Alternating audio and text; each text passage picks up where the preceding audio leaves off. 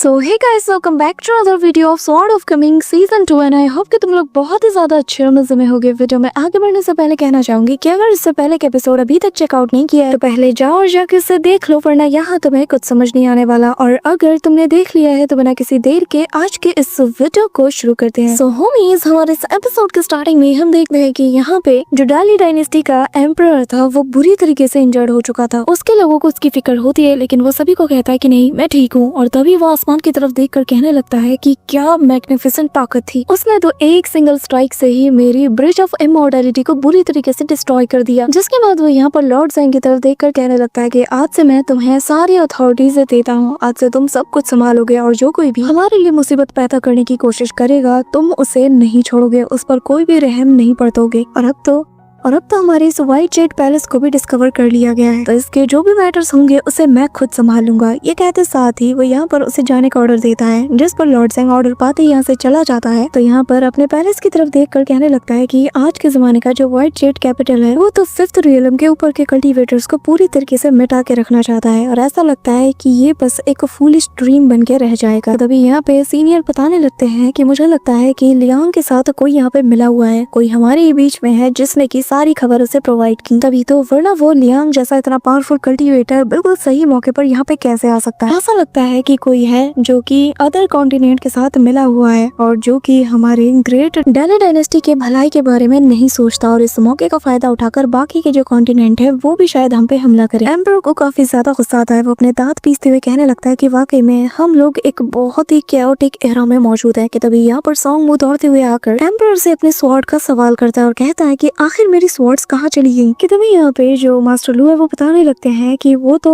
वो लियांग मुसीबत बनके जो हमारे ऊपर गिरा था वो अपने साथ उन्हें लेके चला गया। ये सुनकर तो सॉन्ग मुंह को और ज्यादा गुस्सा आता है। कि तभी एम्परर अपने बेटे और अपने आसपास एक साउंड प्रूफ बैरियर को बना देता है और कहने लगता है कि जो चीज जा चुकी है वो जा चुकी है, उसके बारे में ज्यादा मत सोचो। जिस पे सॉन्ग मुंह कहने लगता है कि आखिर मैं उन्हें कैसे जाने दूं, हमारे इस डाली कॉन्टिनेंट की वो सिग्निफिकेंट फोर्स था जिसके चलते बाकी के कॉन्टिनेंट्स हमसे काफी ज्यादा खौफ खाते थे, जिसके चलते हम लोग अब तक राज करते आए हैं। ऐसा तुम कमजोर हो जाएंगे। कि तभी वो अपने बेटे को अपने पास बुलाता है और यहाँ पे सॉन्ग उसके पास जाके बैठता है। तो यहाँ पे इसका फादर बताता है कि चिंता मत कर, जब तक एक डायनेस्टी का रूलर जिंदा है और उसे पता है कि प्रॉब्लम्स को कैसे सॉल्व किया जाए, तब तक उसकी डायनेस्टी पे कोई भी आंच नहीं आ सकती और उसकी डायनेस्टी और ज्यादा स्ट्रॉन्ग भी बन सकती है। लेकिन अगर तुम प्रॉब्लम्स में उलझ के रह जाओगे तो इसका मतलब ये है कि तुम आगे चलकर एक बहुत ही अच्छे रूलर नहीं बन सकते। मैं जानता हूँ कि जिस सिचुएशन से इस वक्त हम और हमारी ये डायनेस्टी गुजर रहे हैं ये बहुत ही ज्यादा हार्ड है, लेकिन मैं इस पर रिग्रेट नहीं करता। जिस पे इसका बेटा कहता है कि पर क्यों, जिस पे वो कहने लगता है कि वो इसलिए कि ये मेरी एस्टेब्लिशमेंट का प्रूफ है, जिसके दम पर मैंने इस पूरी डाली डायनेस्टी को एस्टेब्लिश किया था। और मैं जानता हूँ कि वहाँ ऊपर ऊंचाइयों में फिर चाहे वो इवल्स हो या फिर गॉड्स जो भी हो, उन्हें उनकी हद में रहना सिखाना होगा। हमें उन्हें उन्हीं के पिंजरे में कैद करना ही होगा। खुद तो उन लोगों ने इमॉर्टैलिटी को हासिल करके गॉड की पोजीशन अपना ली, लेकिन हमारा क्या, मेरा ये डायनेस्टी कभी भी इनके मामलों में इंटरफेयर नहीं करेगा। लेकिन हमारे पास भी हमारी बॉटम लाइन होनी चाहिए, जिसके चलते ये जो इमॉर्टल्स और जो गॉड्स हैं इन्हें भी अपने रूल के अकॉर्डिंग ही चलना होगा। ये जब चाहे तब मनमानी नहीं कर सकते। मुझे बस मेरे डायनेस्टी के लोगों के लिए इंसाफ चाहिए, ताकि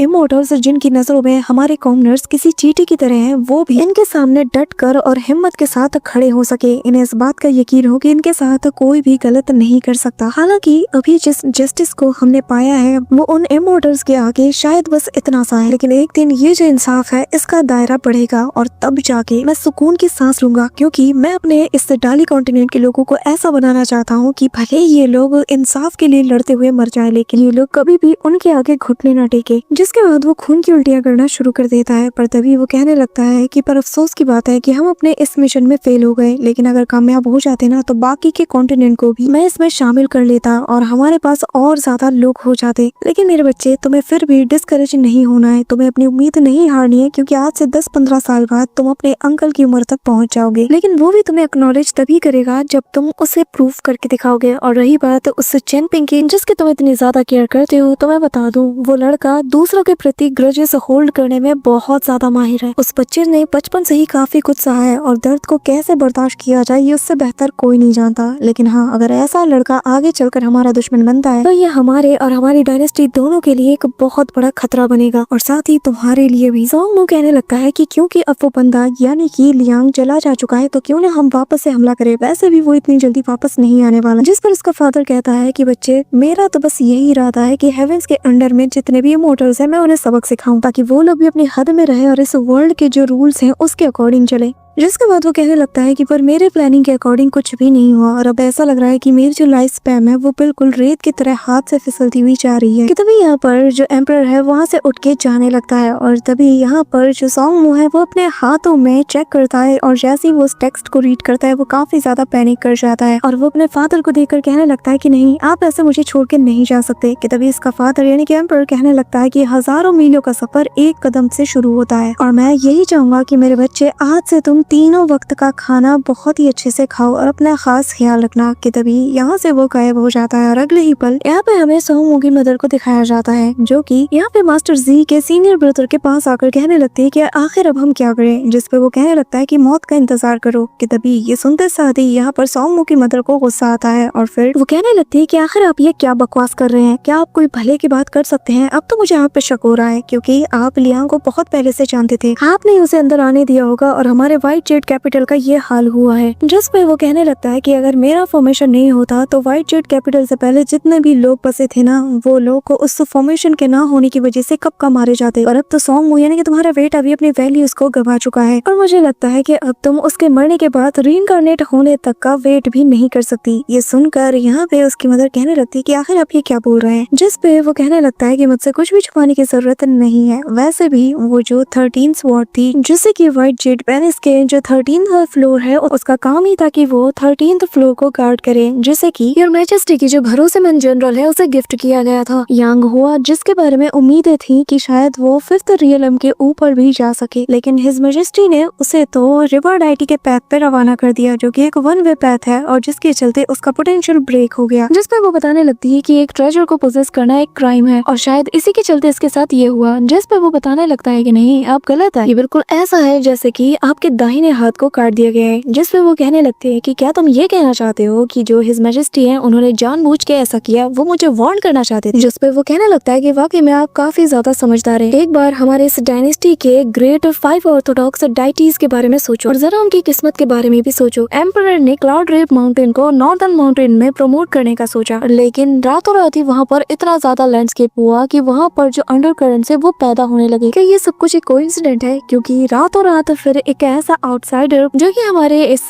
ग्रेट नानी डायनेस्टी के जो ग्रैंड मास्टर असैसिन्स है उन तक को निपटा देता है, जिसके चलते एम्परर को भी अपने सारे रास्तों को बदलना पड़ा और उसने जितने भी 5 ऑर्थोडॉक्स डाइटीज हैं उन सभी के मॉरल्स को चेंज करते हुए उन्हें अपने खेल का हिस्सा बना लिया। जिसके चलते उन 5 ग्रेट डाइटीज का क्या हुआ ये तो मुझे आपको बताने की जरूरत नहीं। हालांकि जो एंड गेम था वो बिल्कुल ही लॉस रहा, लेकिन इस हारी हुई बाजी से भी एम्परर ने काफी चीजें हासिल की है और वो ये कि उन्होंने अपनी जिम्मेदारी का बोझ अब सॉन्ग मू के कंधों पे डाल दिया है। क्योंकि किसी नए इंसान को इंचार्ज बनाना बहुत ही ज्यादा रिस्की था, लेकिन उन्हें पता है कि सॉन्ग मू जो कि उनके इस मिशन का हिस्सा था जिसमें कि दोनों साथ में फेल हुए, तो सॉन्ग मू आगे चलकर उन्हीं के नक्शे कदम पे चलेगा। जिसमें यहाँ पे सॉन्ग मू की मदर कहती है कि पर आखिर उन्होंने मुझे वार्न करना क्यों जरूरी समझा। जिस पे वो बताने लगता है कि वो इसलिए क्योंकि आपने वो सारी चेहरे वो सब कुछ किया ताकि आप सॉन्ग मू को इस व्हाइट जेड पैलेस की नया मास्टर बना पाए और जिसके चलते 12 ग्रेट स्वॉर्ड्स ने भी आपके बेटे सॉन्ग मू को रिकॉग्नाइज किया। जैसा कि हर माँ अपने बेटे के लिए चाहती है कि इसका बेटा आगे बढ़े, तरक्की करे और अपॉर्चुनिटीज को हासिल करे, लेकिन जैसा आप सोच रही हैं वैसा कुछ भी नहीं होता। क्योंकि एक डायनेस्टी 2 चीजों पे टिकी रहती है, पहला उसे आगे बढ़ाने वाले और दूसरा उसे सहारा देने वाले, जिन्हें कि आप एक स्टेपिंग स्टोन और एक पिलर के रूप में समझ सकती हैं। और रही बात सॉन्ग यूजेंग की, तो उसके साथ जो कुछ भी हुआ वो डिजर्व करता था, लेकिन उसकी मौत के बाद भी आपने उसके सिर को अपने पास रखा, वो भी सीक्रेटली, और यही चीज एम्परर की बॉटम लाइन को क्रॉस कर गया। कि तभी जैसी वो ये सुनती है तो उसके हाथ से कप गिर जाता है और वो पैनिक करते हुए कुर्सी पे जाके बैठ जाती है। और यहाँ पे वो आगे बताने लगता है कि रही बात आपने अपने बड़े बेटे यानी कि सॉन्ग मू को एक स्टेपिंग स्टोन के लिए यूज किया, वो भी अपने छोटे बेटे यानी कि इसके छोटे भाई सॉन्ग हे के लिए, तो इस बात पे मैं बिल्कुल भी इंटरेस्टेड नहीं हूँ। यहाँ पे हम देखते हैं कि सॉन्ग मू की मदर समझ जाती है कि आखिर उसका इशारा किस तरफ था, जिसके चलते से काफी ज्यादा गुस्सा आता है। और तभी वो बताने लगता है कि मैं बस इतना चाहता हूँ कि अगर आप मेरे साथ एलाई करना चाहती हैं तो बेहतर यही होगा कि स्टूपिड चीजें करना बंद करें, वरना कब मेरी जुबान कहाँ खुल जाए ये मैं भी नहीं जानता। जिसके चलते यहाँ पर उसे काफी ज्यादा गुस्सा आता है कि तभी यहाँ पर वही बर्ड आ जाती है और वो आते साथ ही कहने लगता है कि बेहतर यही होगा कि अपने मैटर्स थोड़े साइड में रखो। वैसे भी रही बात आपकी, तो जो सोंग जेनचुंग है उसने पहले ही बात कर ली है, आपको कल्टीवेट करने के लिए इटर्नल स्प्रिंग पैलेस की तरफ जाना होगा और आप जब तक 5th रियलम पे ब्रेक थ्रू या उसके आगे नहीं पहुंच जाती तब तक यहाँ पे वापस नहीं आ सकती। और जो बैम्बू पवेलियन को आप मैनेज करती हैं, आपकी गैर मौजूदगी में एल्डर सुयेप्सी इसे हैंडल करेंगे। यहाँ पे हम देखते हैं कि हिज मैजेस्टी का ऑर्डर इन दोनों को मिल चुका था, जिसके चलते ये दोनों आपस में कोऑपरेट करते हुए उनका शुक्रिया अदा करते हैं। और अभी ये जो बर्ड था ये आगे उनके मैसेजेस को बताने लगता है कि सोंग यहाँ यांगशन में ही रहेगा ताकि वो अपनी स्टडी को कंप्लीट करे। और अगर तुम्हें ये लग रहा है कि तुम वहाँ पे अकेली रहोगी तो तुम अपने साथ सोंग मुंह को ले जा सकती हो। यहाँ पे ये सुनते साथ ही उसे काफी ज्यादा डर लगता है कि तभी वो कहने लगता है कि ठीक है, फिर उम्मीद करता हूँ कि आप दोनों ने सब कुछ डिसाइड कर लिया होगा। ये कहते साथ ही वो बर्ड यहाँ से चला जाता है और यहाँ पे हम देखते हैं कि सोंग मुंह की मदद पैनिक करते हुए चेयर में बैठ जाती है। उसे यकीन नहीं हो रहा था कि एम्परर को सारी बात पता है कि तभी सीन शिफ्ट होता है और हम यहाँ पे जो मास्टर लाओ तांग है उन्हें देखते हैं, जो कि यहाँ पे अपने पीछे मौजूद सोंग हे को देखकर कहने लगता है कि कैसी चल रही है तुम्हारी स्टडी। जिस पे वो कहने लगता है कि क्या आपको नजर नहीं आ रहा। जिस पे वो कहने लगता है कि चलो अच्छा हुआ कि तुम्हारे टीचर ने जो सुई चैन के साथ तुम्हारा कनेक्शन है उसे काट दिया, ये बिल्कुल अच्छा किया उसने। जिस पे वो कहने लगता है कि मेरी सोल का आधा हिस्सा ऑलरेडी इसके बॉडी में ट्रैप है, लेकिन नहीं, ये काफी नहीं था कि मुझे यहाँ पर दिन रात पढ़ने के लिए छोड़ दिया गया और मुझसे ये कहा जाता है कि मैं यहाँ पर इन ओल्ड बुक्स को पढ़ता रहूं ताकि मैं आगे चलकर चेनपिंग को फॉलो करता रहूं। आखिर मैं उस चेनपिंग को क्या फॉलो करूं? उस लड़के से भला मैं क्या सीखूं कि लकड़ी कैसे काटते हैं और कोयला कैसे बनाया जाता है। ये एक बार उस ओल्ड मैन को यहाँ पे आने दो, फिर मैं उसे इतना अच्छा सबक सिखाऊंगा कि वो याद रखेगा। कि तभी यहाँ पे लाओ तांग कहने लगता है कि जरा देख के और अपनी जुबान संभाल के, किसे पता उसने तुम्हारी बात सुन ली हो और फिर वो तुम्हें यहाँ के पनिश करे। जिस पे वो कहता है कि नहीं, इतने दूर से वो मेरी बात नहीं सुन सकता। और तभी यहाँ पर ऊपर से और सारी किताबें इसके लिए गिरने लगती है, जो देखकर लाओ तांग यहाँ से जाने लगता है और कहता है कि लगता है कि किसी को आज पूरी रात बैठ के यहाँ पे पढ़ना होगा। जिस पे वो भड़क जाता है और कहने लगता है कि मैं समझ गया, तुमने ही जानबूझकर उस ओल्ड मैन को बताया होगा, है ना। कि तभी यहाँ पर पीछे से इसे डंडे से मार भी पड़ती है, तो वो कहने लगता है कि चाहे जो हो जाए मैं नहीं पढ़ने वाला, तो बस नहीं पढ़ने वाला और कोई भी मेरी मर्जी के खिलाफ मुझसे कुछ नहीं करवा सकता। लेकिन हम थोड़ी देर बाद का सीन देखते हैं जहाँ पे बेचारे हे की हालत तो खराब हो जाती है और वो रोते हुए कहने लगता है कि ओल्ड मैन, मैं तुम्हें छोड़ने नहीं वाला। वहीं दूसरी तरफ हम यहाँ पर उसके मास्टर को देखते हैं, जो कि यहाँ पर नाव की सवारी कर रहे थे। कि तभी यहाँ पर जैसी उनके नाव हिचकोले खाती है तो यहाँ पे उसे भी उल्टियाँ आने लगती है। यहाँ पे हमें इस मास्टर का नाम वेनशेंग बताया जाता है, जो कि यहाँ पे ट्रैवल कर रहा था और यहाँ पर जो नाव को चला रहा नाविक था वो उसे कोई ऑर्डिनरी मास्टर समझ लेता है और कहने लगता है कि जरा मुझे इसके मजे लेने दो। और वो उससे कहने लगता है कि ओल्ड मैन, बताओ आखिर तुम हमारे इस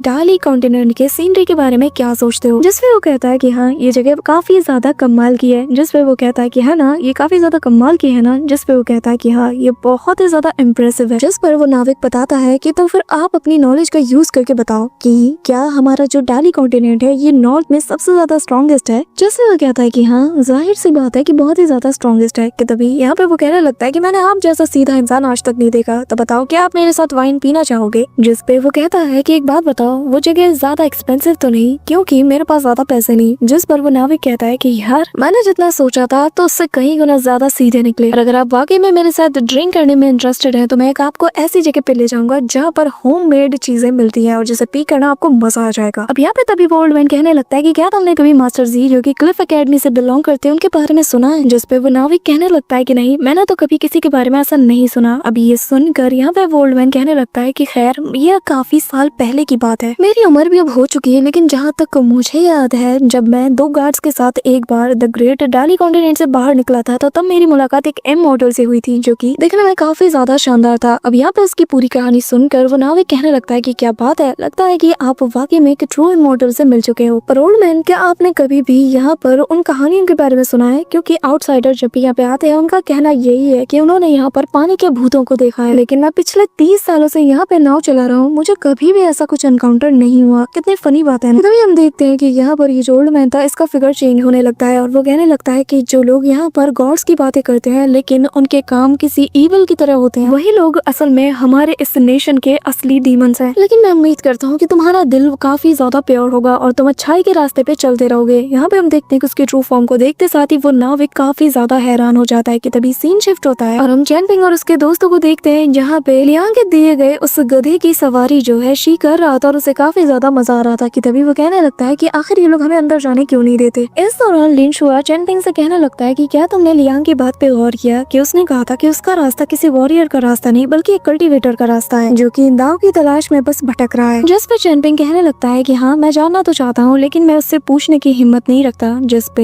लिंग शुआ कहने लगता है कि पर क्यों, क्या तुम जानना नहीं चाहते कि उसका जो सिल्वर गार्ड है वो इतना ज्यादा स्ट्रॉन्ग क्यों है। जिस पे चैनपिंग कहने लगता है कि उसने बताया था कि ये काफी ज्यादा रेयर है तो जाहिर है ये काफी ज्यादा प्रीशियस होगा। जिस पे चैनपिंग को लिंग शुआ कहने लगता है कि मेरा कॉन्शियसनेस पहले से ज्यादा क्लियर हो चुका है और मुझे पूरा यकीन है कि ये सब कुछ उसी वाइन की वजह से हुआ है जो कि उस सिल्वर गार्ड के अंदर मौजूद था। और चैनपिंग तुम्हें नहीं पता कि तुमने कितनी पावरफुल अपॉर्चुनिटी को मिस कर दिया, तुम्हें उस वक्त उससे पूछना चाहिए था। लेकिन चैनपिंग अपना बैम्बू बास्केट बनाने में बिजी था और उसकी बातें बस सुने जा रहा था कि तभी चैनपिंग कहने लगता है कि मैंने सब कुछ नोटिस किया है और मैं जानता हूँ कि कब चलना है, कब बोलना है और कब ठहरना है। हमारा सफर फिलहाल बहुत ज्यादा लंबा है और मुझे खुशी है कि हम में से कोई भी हर्ट नहीं हुआ। कि तभी यहाँ पे लिंग शुआ कहने लगता है कि पर ऐसे अचानक से लियांग का जाना और फिर जूलू और जूहे दोनों का जाना भी मुझे बिल्कुल भी अच्छा नहीं लग रहा। ये जगह कितनी ज्यादा खामोश हो गई है। जिस पे वो कहने लगता है कि अगर जूहे ने खुद को नहीं बदला तो एक दिन उसके चलते उसके फादर की जान जरूर चली जाएगी। न जाने उसके पास इतने अच्छे फादर क्यों है। कि तभी यहाँ पर ये सुनकर लिंग शुआ कहने लगता है कि तुम्हें क्या लगता है कि दुनिया के सारे पेरेंट्स अच्छे होते हैं। जिस पे चैनपिंग कहता है कि बाकियों का तो मुझे नहीं पता लेकिन मेरे जो पेरेंट्स रहे थे वो मेरे लिए काफी ज्यादा अच्छे थे। जिस पे लिंग शुआ कहने लगता है कि हाँ मैं समझ गया कि सारे पेरेंट्स एक जैसे नहीं होते। कि तभी वो अपने पेरेंट्स को याद करता है और उसकी नजर यहाँ पे चैनपिंग पे जाती है जो कि बैम्बू को बहुत ही पतले और काफी ज्यादा शार्प स्ट्रिप्स में काट रहा था, जो देखकर वो कहने लगता है कि चैनपिंग जरा धीमे काम करो इससे पहले कि तुम्हारे हाथ में चोट लग जाए। जिस पे वो कहने लगता है कि मुझे इसे और ज्यादा पतला करना होगा क्योंकि एक दिन तुम भी लियांग की तरह हवा से बातें करते हुए सफर करोगे और अगर मैं इस बैम्बू बॉक्स को नॉर्मल वे में बनाऊं तो ये 2 दिन भी टिक नहीं पाएगा। इसलिए मुझे इसे जितना ज्यादा थिन हो सके उतना बनाना होगा ताकि हवा इसके आसपास से गुजरती रहे। कि तभी यहाँ पर कुछ लोग आकर जो शी यसु कहने लगते हैं कि एक बात बताओ, आखिर तुम्हारी हिम्मत कैसे हुई हमारे यंग मास्टर को बुली करने की। कि तभी यहाँ पर शी रोते हुए कहने लगता है कि मैंने ऐसा कुछ भी नहीं किया और तभी वो यहाँ पर चैनपिंग से जाके लिपट जाता है, रोने लगता है। अब चैनपिंग इससे पूछने लगता है कि बताओ आखिर क्या हुआ। कि तभी उस लड़के की माँ गला फाड़ते हुए कहती है कि हुआ क्या है, साफ दिख रहा है कि तुम्हारा ये जो बीस्ट है ना, ये जो दैत्य यहाँ पे मौजूद है, इसने मेरे बेटे को हर्ट किया। यहाँ पे ये लोग असल में लियांग के दिए गए उस गधे की बात कर रहे थे जिसका नाम यहाँ पे शी ने श्याओ भाई रखा है और वो कहने लगता है कि श्याओ भाई ने ऐसा कुछ नहीं किया। कि तभी चैनपिंग उससे पूछता है और कहता है कि मुझे पूरी बात बताओ। जिसपे वो बताने लगता है कि असल में श्याओ भाई को इस लड़के ने प्रोवोक किया और जिसके चलते ही उसने इस पर हमला किया। यहाँ तक कि इस लड़के ने तो उसके पैर पर उसे मार के बहुत बुरी तरीके से इंजर्ड भी कर दिया है। जरा देखो अभी भी खून बह रहा है। जिस पर इस लड़के की माँ कहती है कि अगर मेरे बेटे का चोट दिख नहीं रहा इसका मतलब ये थोड़ी है कि इसे चोट नहीं लगी, तब क्या होता अगर ये बुरी तरीके से इंजर्ड हो जाता। कि तभी यहाँ पर पीछे से एक बंदा भी आकर कहने लगता है कि जाओ जाओ जल्द से जल्द अपने पेरेंट्स को यहाँ पे बुलाओ क्योंकि तुम लोग अभी बच्चे हो और हमारा जुर्माना तुम लोग अफोर्ड नहीं कर सकते। जिस पे चैनपिंग आगे आते हुए कहता है कि यहाँ पे सब कुछ मैं डिसाइड करूंगा। तो सुनकर इस बंदे को और ज्यादा गुस्सा आता है। कि तभी बाओ पिंग दौड़ते हुए आती है और कहने लगती है कि मेरा शेहुई ऐसा कभी नहीं कर सकता, उसे तो काफी अच्छे से हमने ट्रेन किया है, मुझे पूरा यकीन है कि इस लड़के ने कुछ किया होगा। तो बताओ आखिर तुमने क्या किया, मुझे पूरी कहानी जाननी है। कि तभी यहाँ पर उसकी मदर कहने लगती है कि तुम्हारी हिम्मत कैसे हुई मेरे बेटे को डांटने की। ये कहते हुए वो बाओ पिंग को धक्का देती है और कहने लगती है कि जल्द से जल्द अपने इस बीस्ट को मार दो और नदी में फेंक दो। और रही बात इस लंबी जुबान वाली लड़की की, तो ये आज से मेरे बेटे के लिए उसकी पर्सनल मेड की तरह काम करेगी। बाओ पिंग का तो यहाँ पे खून खौल उठता है। कि तभी शी कहने लगता है कि कोई भी शाह भाई को हाथ नहीं लगाएगा, किसी को भी डांटना है, मारना है, चीखना है, चिल्लाना है मुझ पे करो, लेकिन कोई भी मेरे शाह भाई के पास नहीं जाएगा, यहाँ तक कि मैं इसके लिए माफी मांगने के लिए भी तैयार हूँ। जो सुनकर यहाँ पे चैनपिंग कहने लगता है कि माफी, पर किस बात की, हमने तो कुछ गलत किया भी नहीं। जो सुनकर यहाँ पर वो बंदा अपने सोल्जर को ऑर्डर देता है और कहता है कि इसे खत्म कर दो। अब यहाँ पे वो आगे आता है, चैनपिंग भी आगे आता है और ये बंदा कहने लगता है कि मैं 3rd रेलम का कल्टीवेटर हूँ और तुम मेरे सामने टिक नहीं सकते, तो बच्चे मुझे बाद में ब्लेम मत करना। ये कहते साथ ही वो चैनपिंग के ऊपर टूट पड़ता है, लेकिन चैनपिंग तो यहाँ पर चुटकियों में से मसल देता है और घुमा के एक जोरदार फिस्ट उसके पेट में लैंड करता है, जिसके चलते ये उड़ता हुआ जाकर सामने वाले रूम में गिरता है। है कि तभी यहाँ पर वो जो लेडी थी वो यहाँ पे अपना गला फाड़ फाड़ के इन लोगों को बुरा भला कह रही थी। और तभी चैनपिंग का फिस्ट उसके फेस के सामने आके रुक जाता है कि तभी यहाँ पे वो बंदा कहने लगता है कि खबरदार तुमने जो इनको कुछ भी किया, इस रिवर के एंड में जो इलाका है ना, मैं वहाँ का मजिस्ट्रेट हूँ, तो जरा सोच लो कि आगे का सफर तुम्हारा कैसा हो सकता है। मैं तुम लोगों को जेल के अंदर फिकवा सकता हूँ। इस दौरान हम देखते हैं कि वो जो लड़का था वो उसके पैर पे अटैक करता है, लेकिन तभी चैनपिंग घुमा के एक जोरदार थप्पड़ उस लेडी के फेस पे जड़ता है और माँ बेटे दूर गिरते हैं। क्योंकि चैनपिंग ने हमला तक किया था जब उसके ऊपर हमला हुआ था, तो अब उसके पास कोई रीजन बचा ही नहीं जिसके चलते ये बंदा चैनपिंग और उसके साथियों को टॉर्चर करे। अभी यहाँ पे हम एक ओल्ड मैन को देखते हैं जो कि आता है और कहने लगता है कि लड़के, तुम्हें अपनी हदों का पता होना चाहिए कि कब रुकना है और कब आगे बढ़ना है। कि तभी यहाँ पे दूसरा बंदा कहने लगता है कि इन लोगों को तो माफी मिलने से रही, मैं इन्हें अभी सबक सिखाना चाहता हूँ। कि तभी यहाँ पे चैनपिंग लिंगशुआ को इशारा करता है और वो अपने तलिस्मान को रेडी करता है। इस दौरान यहाँ पे ये ओल्ड मैन अपने लिंगशुआ स्वॉर्ड से चैनपिंग पे हमला कर देता है और तभी हम उसे घोस्टली फिगर को देखते हैं जो कि यहाँ पे सीक्रेटली चैनपिंग की हेल्प करता है और यहाँ उस स्वॉर्ड समेत उस स्वॉर्ड के ओनर को पानी में गिरा देता है। अब ये बंदा चिल्लाते हुए कहता है कि प्लीज मुझे बचा लो, मुझे तैरना नहीं आता। जिसके बाद वो जो फेशियल का बंदा था वो यहाँ पर चैनपिंग से माफी मांगने लगता है और फिर हमें पता चलता है कि असल में उसी तलिस्मान के चलते यहाँ पर वो जो घोस्टली फिगर था वो आकर इनकी मदद करता है। कि तभी यहाँ पे जो शी था वो आकर चैनपिंग से माफी मांगता है कि आज ये सब कुछ शायद मेरी वजह से ही हुआ है। कि तभी चैनपिंग उसे कहने लगता है कि तुमने ऑलरेडी माफी मांग ली है तो बार बार तुम्हें गिल्टी फील करने की जरूरत नहीं है। जिस पर शी कहता है कि हाँ मैं समझ गया। और तभी वो कहता है कि वैसे पता है जब तुम फाइट करते हो ना बहुत ही ज्यादा कमाल के लगते हो, शायद मुझे भी तुम्हें बाओपिंग की तरह लिटिल ग्रैंड अंकल कहना चाहिए। जिस पर बाओपिंग मुंह बना लेती है। इस दौरान यहाँ पे बाओपिंग कहने लगती है कि वैसे एक बात बताओ, आखिर तुम्हारा हेयर पिन कहाँ गया? लगता है कि किसी ने चुरा लिया है। कि तभी चैनपिंग कहने लगता है कि हाँ शायद चुरा लिया होगा, क्योंकि उस पर जो 8 वर्ड्स लिखे थे वो ज्यादा इंपॉर्टेंट थे और मैंने सभी को याद रखा है। एक दिन मैं अपने लिए ऐसे ही 8 वर्ड्स वाला हेयर पिन जरूर बनाऊंगा। अब यहाँ पे हम देखते हैं कि उसके हेयर पिन को उसी ओल्ड मैन ने चुरा लिया था और अब वो उसे अपने पास रखते हुए आगे बढ़ने लगता है। कहता है कि वैसे ये काफी कमाल की चीज है, लगा नहीं था कि डिफरेंट पैथ में चलकर भी तुम उस इंसान से मिल सकते हो। कि तभी यहाँ पर एक छोटे बच्चे का हाथ उसे थाम लेता है और तभी वो ओल्ड मैन कहने लगता है कि लगा नहीं था कि तुम्हारी ये चीज मुझे यहाँ इस लड़के के पास मिलेगी। इसी के साथ हम देखते हैं कि चैनपिंग अपने साथियों के साथ सफर पे आगे बढ़ जाता है और यहाँ पे लगातार वो प्रैक्टिस करता रहता है। कि तभी रात हो जाती है और बाओपिंग कहने लगती है कि लिटिल ग्रैंड अंकल क्या आपको कोई चीज परेशान कर रही है? जिस पे चैनपिंग कहता है कि असल में मैं सोच रहा हूँ कि क्यों ना मैं भी तुम सबके साथ किताबें पढ़ना शुरू कर दूं ताकि मुझे सही और गलत का पता हो, ताकि मेरे पास एक रीजन हो। जिस पर शी कहता है कि तुम और लियांग दोनों फाइटिंग में काफी ज्यादा कमाल के हो, तो भला तुम लोगों को रीजन की क्या जरूरत है? जिस पे लिंगशुआ और बाओपिंग भी इससे एग्री करते हैं। कि तभी यहाँ पे चैनपिंग मन में कहने लगता है कि असल में ये मेरा एक पर्सनल रीजन है कि आगे चलकर मैं कभी भी अगर अपने दुश्मन से फाइट करूँ तो मेरे पास ये बिलीव होना चाहिए कि मैं जिस फिस्ट को यूज कर रहा हूँ, जिस अटैक को यूज कर रहा हूँ ये बिल्कुल सही है। असल में मुझे मार्गदर्शन की जरूरत है और इसीलिए मैं पढ़ना लिखना चाहता हूँ। जिसके बाद वो एक लंबी सांस लेते हुए इन सभी को भी ये बात बता देता है और उसकी बातें सुनते साथ ही यहाँ पे लिंगशुआ कहने लगता है कि न जाने ऐसा क्यों लग रहा है कि मैंने ये सारी बातें मास्टर जी से सुनी है जब वो दाओ के गैप के बारे में बताते हैं। तभी यहाँ पर चैनपिंग से शी कहने लगता है कि क्यों ना हम लोग जब टाउन वापस जाए तो तुम सभी लोग मेरे घर पे आओ। जिस पे चैनपिंग कहता है कि पर तुम्हारे मदर एंड फादर तो तुम्हें छोड़ के जा चुकी हैं। जो सुनकर वो काफी ज्यादा रोने लगता है और तभी चैनपिंग उससे कहने लगता है कि इसमें रोने वाली क्या बात है, तुम्हारे फादर ने तो तुमसे प्रॉमिस किया है ना कि जिस दिन तुम एक स्कॉलर बन जाओगे तो वो तुमसे मिलने जरूर आएगा। जिस पे शी रोते हुए कहता है कि पर मैं जब भी बुक्स को ओपन करता हूँ तो मैं लेजी बन जाता हूँ, मुझसे बिल्कुल भी पढ़ा नहीं जाता और मुझे डर है कि अगर मैं कभी स्कॉलर नहीं बन पाया तो शायद मेरे फादर मेरे पास वापस भी नहीं आएंगे और कोई भी मुझे शायद ना चाहे। ऊपर से मैं गरीब हूँ, पता नहीं मेरा क्या होगा। जिस पे चैनपिंग कहने लगता है कि किसने कहा कि तुम गरीब हो, जरा अपने पास देखो, तुम्हारे पास वो जो बुक है वो काफी ज्यादा एक्सपेंसिव है। जिस पर शी हंसते हुए कहता है कि हाँ और मेरे पास एक गधा भी है। तभी बाओपिंग कहने लगती है कि लिटिल ग्रैंड मास्टर मुझे लगता है कि आपके सवाल का जवाब मेरे पास है। जो सुनने के लिए चैनपिंग उसके पास बैठ जाता है। वो बताने लगती है कि हर किसी का अपना एक रूल होता है जिसे वो फॉलो करता है। हालांकि कंट्री और डिस्ट्रिक्ट इन सभी के अपने अपने रूल होते हैं लेकिन सभी अपने अपने रूल के हिसाब से फॉलो करते हैं। अब यहाँ पे वो ऐसे सारी बात रिवील कर ही रही होती है कि तभी हम उसी घोंसले फिगर को देखते हैं जो कि गोल्डन एनर्जी के चपेट में आने से धीरे धीरे पूरी तरीके से रिवील होने लगता है। तो वो यहाँ से काफी दूर चला जाता है। धीरे धीरे करके ये जो हवा थी जो कि गोल्डन कलर की बह रही थी वो यहाँ पर आसपास की हर एक चीज को बुझा देता है और तभी एक मिस्टीरियस पैलेस का सीन देखते हैं जहाँ की लैंटर्न्स को भी ये बुझा देता है। और तभी वो लेडी कहती है कि आखिर इस हवा में ऐसी क्या बात है कि जिसने मेरे यहाँ के लैंटर्न्स को भी बुझा दिया। कहीं इसका मतलब ये तो नहीं कि यहाँ पर मेरी टेरिटरी में एक और स्कॉलर आ गया है। ये कहते साथ ही वो स्कल को कुचल देती है। सो उम्मीद हमारा आज का ये एपिसोड यहीं पे एंड होता है और ये लेडी कौन थी ये हमें नेक्स्ट एपिसोड में पता चलेगा। So that's all for today guys. I hope कि तुम सबको आज की ये वीडियो काफी ज्यादा पसंद आई होगी। अगर हाँ तो वीडियो को लाइक करना चैनल पे नए हो तो सब्सक्राइब करना। तो मिलते हैं नेक्स्ट वीडियो में, तब तक के लिए बाय।